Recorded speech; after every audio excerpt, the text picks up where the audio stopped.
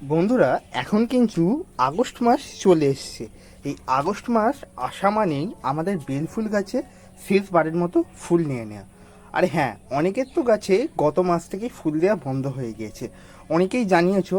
কিন্তু আজকে যে টিপস এবং যে পরিচর্যা তোমাদের সঙ্গে শেয়ার করব, এটা শেষবারের মতো বেলফুল গাছে ফুল নেওয়ার জন্য একদমই উপযুক্ত, পারফেক্ট। আমরা যারা ছাদে বাগান করি তারা প্রত্যেকেই জানি বেলফুল গাছ মার্চ মাসের এন্ড থেকে ফুল দেওয়া শুরু করে আপ টু আগস্ট বা সেপ্টেম্বরের মিডিল পর্যন্ত ফুল দিয়ে থাকে।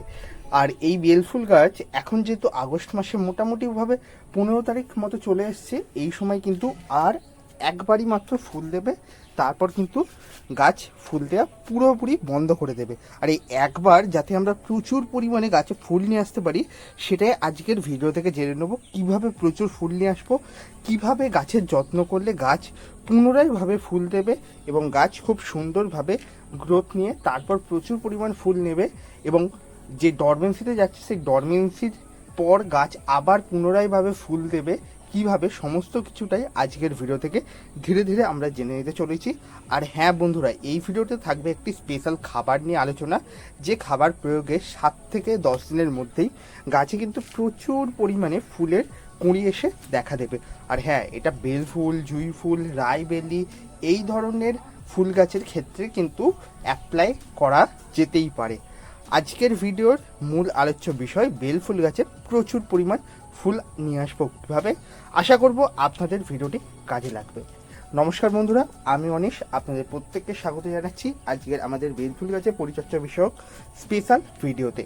বেলফুল গাছের পরিচর্যা এবছর মোট 3টে স্টেপে দেখানো হয়েছে এবং প্রত্যেকটা ভিডিওতে তোমরা খুব ভালোবাসে জানিয়েছো এবং অনেকেই বলেছো তোমার টিপসগুলো, তোমার পরিচর্যাগুলো গাছে করে বেটার রেজাল্ট পেয়েছি।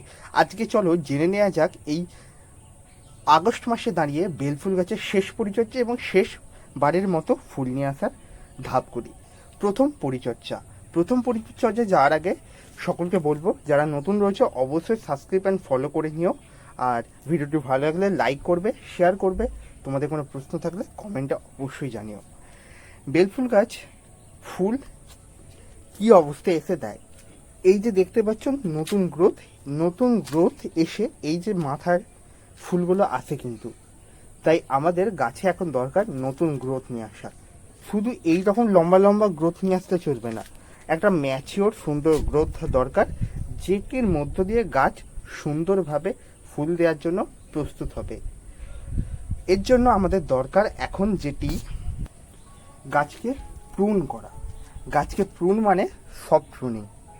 এরকমভাবে গাছে কিছু ডালপালা কেটে দেওয়া। এই সফট প্রুনিংটা করতে পারলে আমাদের গাছ কিন্তু পুনরায়ভাবে ফুল দেওয়ার জন্য রেডি হয়ে যাবে। আর আমরা জানি বেলফুল গাছ প্রুনিং খুব পছন্দ করে, যত প্রুনিং করবে তত ডালপালা ছাড়বে, আর তত ডালপালা মানে তত পরিমাণে ফুল। দেখতে পাচ্ছ নিশ্চয়ই আমি কিভাবে প্রুনিং করছি।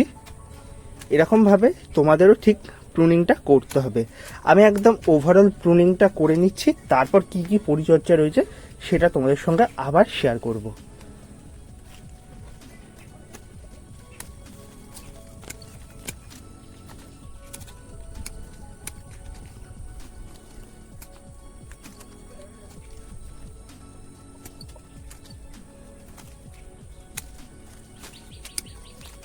দেখুন কতটা সুন্দরভাবে আমি গাছগুলোকে পুরো ছেঁটে নিলাম। এই ছেঁটে নেওয়ার পরবর্তী পর্যায়ে কিন্তু আমাদের কাজ শুরু। এরপর থেকেই শুরু হয়ে যাচ্ছে আমাদের দ্বিতীয় টিপস। এইটা অবশ্যই তোমাদের মাথায় রেখে করতে হবে যে গাছের সমস্ত এই যত এক্সট্রা গ্রোথ বা এক্সট্রা ব্রাঞ্চেস রয়েছে এইগুলোকে কেটে ফেলে দিতে হবে। এরপর যেটা আমাদের করতে হবে, গাছে খাবার দিতে হবে।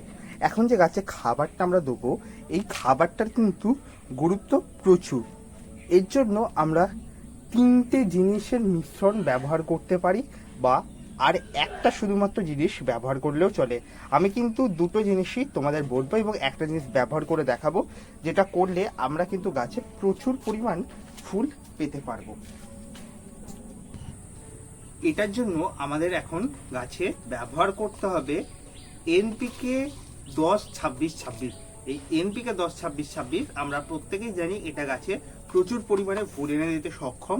এর মধ্যে নাইট্রোজেন 15% রয়েছে, 10% রয়েছে, আর ফসফেট 26% রয়েছে এবং পটাশিয়াম 26% রয়েছে। এই ফসফেট এবং পটাশিয়াম আমাদের গাছে প্রচুর পরিমাণে নতুন গ্রোথ এবং প্রচুর ফুল নিয়ে আসতে সাহায্য করবে। মাত্র 2 চামচ এই বড় 12 ইঞ্চি টবে থাকা বেলফুল গাছটির জন্য এনাফ। জাস্ট এইটুকু পরিমাণে আমরা গোটা টব জুড়ে যদি দিয়ে দিতে পারি, আমাদের গাছ কিন্তু প্রচুর পরিমাণে ফুল দেওয়ার জন্য রেডি। আর হ্যাঁ, এটা কিন্তু বাগানের সমস্ত বেলফুল গাছে আমরা করতে পারি।